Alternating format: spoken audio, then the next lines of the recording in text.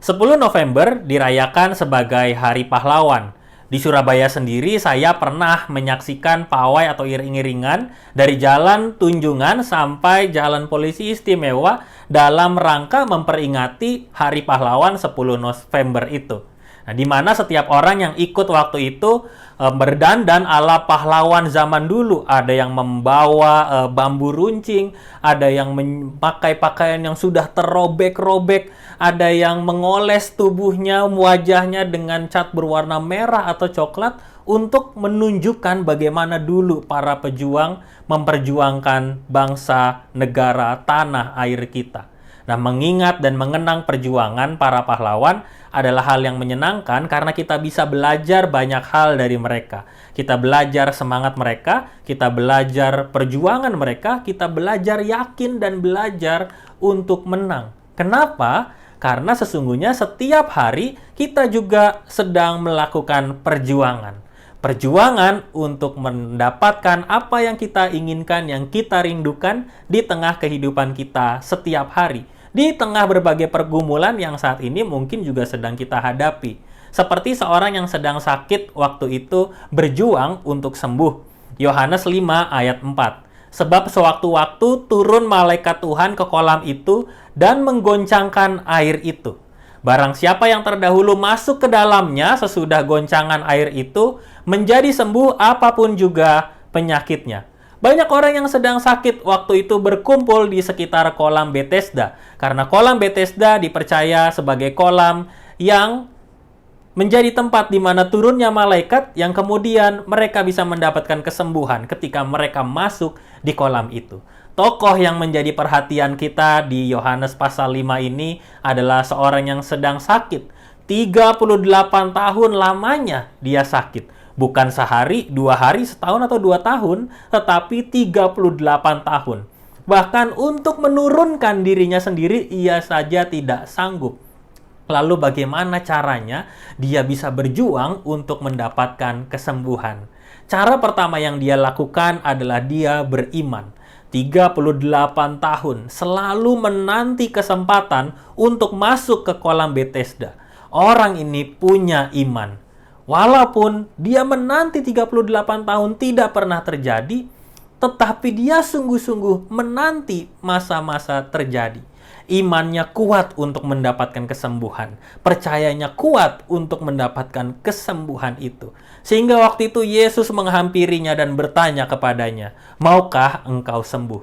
Dia menjawab bahwa dia ingin sembuh, walaupun dia tidak mampu untuk mencapai kolam Bethesda itu.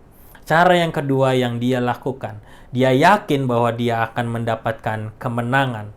Dia yakin untuk mendapatkan kemenangan atas sakitnya. Dan itulah yang Yesus berikan. Yesus memberikan kepadanya kesembuhan.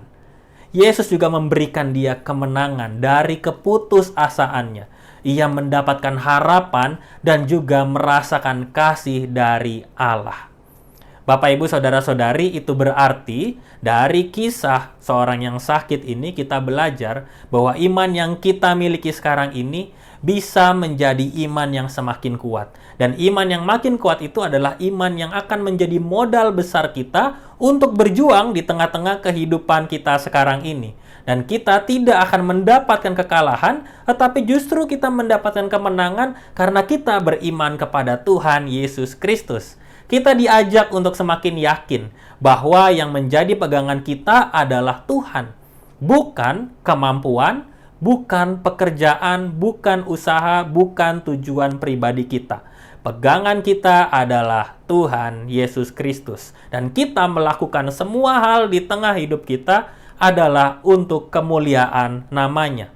Kita sedang memperjuangkan iman dan percaya kita kepada Tuhan.